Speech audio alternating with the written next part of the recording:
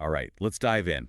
We're taking a deep dive today, exploring 50 art journal prompts from a blog post by LeStallion. 50. Sounds like a lot, but don't worry. We'll break it down and find the real gems to get your creativity flowing. What's really cool about this list is how it's organized. It's not just random prompts. They're grouped to guide you. You'll explore your imagination, really get into your emotions, try different materials and techniques, and even find inspiration in everyday stuff. Okay, so first up is exploring imagination. I love some of these prompts like draw a dreamscape. It's like, where does reality end and your imagination begin? Right. It's about those images and feelings we all have but don't always think about. Imagine trying to draw freedom. Yeah. What would that even look like? What colors, shapes, textures, symbols would you use? It's like a whole new language, turning feelings into art. And then there's this one, combine two unlikely objects in a single drawing. I'm already picturing, like a stapler wearing a banana peel hat. Ha ha. That's the point, though, right? It makes you think differently. You have to see ordinary things in a new way and connect them in ways you wouldn't normally.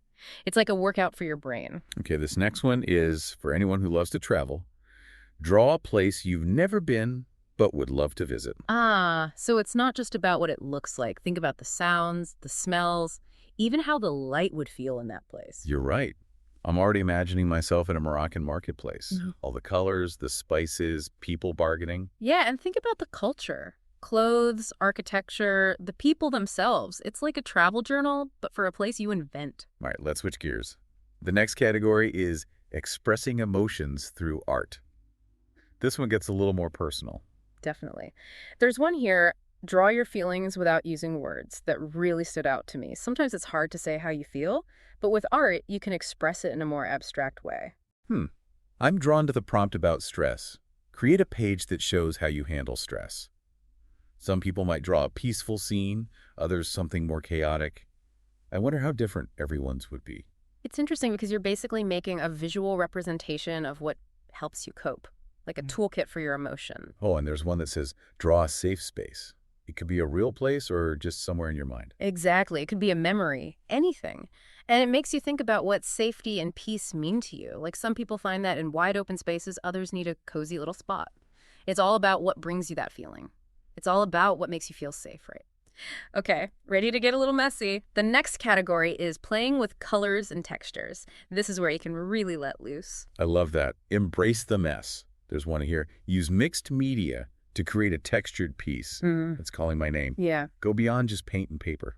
Oh, yeah. Fabric scraps, things from nature, even just random objects. It's all about layering and texture. It makes it so much more interesting to look at and touch. It's like there are no rules. Speaking of breaking rules, what about this one? Draw using only black and white. Seems limiting, but sometimes limits make you more creative. Totally. Think about the contrast you can get with just those two colors. Shadows, shapes. It makes you see things differently. This one is fun. Create a monochromatic piece. So everything in different shades of just one color. I love how subtle and beautiful that can be. It makes you appreciate all the little variations within that one color, all the different tones and shades. You might even discover a new favorite color. Okay, let's move on to finding inspiration in everyday life. I love how this category encourages you to just slow down and see the beauty in ordinary things. It's true. Inspiration isn't just in big, fancy things. Sometimes it's right there in front of you. Exactly, like this prompt. Draw your favorite part of your morning routine. It could be something as simple as the steam from your coffee. It's about being mindful, really noticing those little things that make you happy. And who knew a morning routine could be so inspiring? I also like the one about sketching your workspace. I bet everyone's would be so different. Is it organized, messy, colorful? Right. It's a reflection of you and how you work. And it shows that you can be creative anywhere. You don't need a fancy studio, just your own space. And then there's one for all the hobbyists out there. Illustrate your favorite hobby. I'm a plant person, so mine would be full of greenery. What about you? What would your page look like? I love to cook, so mine would probably be all about food, ingredients, textures, Right. maybe even trying to capture the sizzle of a pan or something. I love that. All right, last category, exploring new artistic techniques. This is where things get really interesting. We're pushing boundaries and trying new things. It's about expanding what you think is possible and finding new ways to express yourself. Okay, this one both excites and scares me. Try drawing with your non-dominant hand. Not sure how it'll turn out, but I'm game to try. It's all about letting go of perfection. Who knows, you might discover a whole new style you didn't know you had. I'm also intrigued by the create a piece in total silence prompt. No music, no distractions, just you and your art. That sounds almost meditative. I think it would really help you focus and let your intuition guide you. And finally, for the truly adventurous, there's try a new medium you've never used before. This is your chance to explore something totally new. Charcoal, pastels, maybe even something unusual like coffee. Let your imagination run wild. And don't forget, it's not about creating a masterpiece. It's about the process of trying and having fun. Yeah, it's about having fun and playing, letting that inner artist out. And imagine looking back your journal in a year.